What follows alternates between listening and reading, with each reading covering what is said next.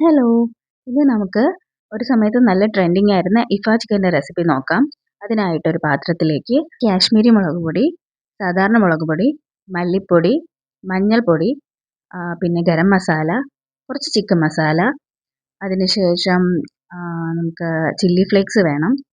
പിന്നെ കുറച്ച് കുരുമുളക് പൊടിയും, ആവശ്യത്തിന് ഇഞ്ചി വെളുത്തുള്ളി പേസ്റ്റ്, അതുപോലെ കുറച്ച് യോഗേർട്ടും അല്ലെങ്കിൽ തൈര് ചേർക്കാം. അതുപോലെ നാരങ്ങാനീരും കുറച്ച് ഉപ്പും കൂടി ചേർത്ത്, അതായത് ചിക്കനും മസാലയ്ക്കും ആവശ്യത്തിനുള്ള ഉപ്പും കൂടെ ചേർത്തിട്ട് ഇതിനെ നന്നായിട്ട് മിക്സ് ചെയ്ത് വയ്ക്കുക.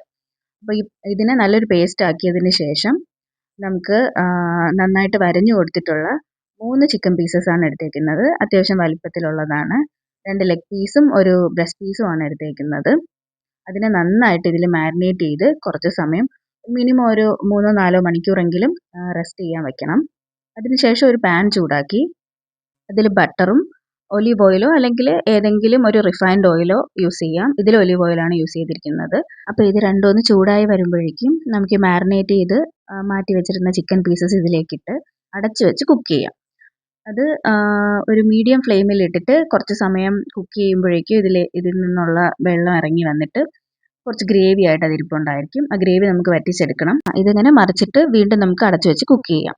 അതിനുശേഷം ഒരു മിക്സിയുടെ ജാറിലേക്ക് 2 മുട്ട പുഴുങ്ങിയതിൻ്റെ വെള്ളയും, ഒരു 1-2 വെളുത്തുള്ളി, കുറച്ച് ഫ്രഷ് ക്രീം, അതിനുശേഷം ആവശ്യത്തിന് ഉപ്പും പഞ്ചസാരയും ചേർത്ത് കുറച്ച് ഒലീവ് ഓയിലോ അല്ലെങ്കിൽ റിഫൈൻഡ് ഓയിലോ ചേർത്ത് കുറച്ച് ചീസും കൂടെ 1-2 സ്ലൈസ് ചീസും കൂടെ ഇട്ടതിന് ശേഷം അതിനെ നന്നായിട്ട് ബ്ലെൻഡ് ചെയ്ത് ഒരു സ്മൂത്ത് ടെക്സ്ചർ ആവുമ്പോഴത്തേക്ക് നമുക്ക് എടുക്കാം.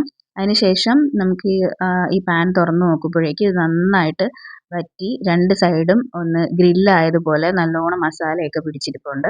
നമുക്ക് അതിൻ്റെ പുറത്തേക്ക് ഈ തയ്യാറാക്കി വെച്ചിരിക്കുന്ന സോസ് സ്പ്രെഡ് ചെയ്ത് കൊടുക്കാം. അപ്പം നമുക്ക് ഈ ചിക്കൻ പീസസിൻ്റെ ഒരു ഭാഗത്ത് മുഴുവനായിട്ടും ഈ സോസ് നല്ലപോലെ സ്പ്രെഡ് ചെയ്ത് കവർ ചെയ്തതിന് ശേഷം നമുക്ക് വീണ്ടും ഈ പാൻ ഒന്ന് ക്ലോസ് ചെയ്ത് ഒരു 1-2 മിനിറ്റ് മാത്രം ലോ ഫ്ലെയിമിൽ വെച്ചൊന്ന് കുക്ക് ചെയ്തതിന് ശേഷം ഫ്ലെയിം ഓഫ് ചെയ്യാം. അങ്ങനെ നമ്മുടെ ടേസ്റ്റി ആയിട്ടുള്ള ഇഫ ചിക്കൻ റെഡിയാണ്. എൻജോയ്!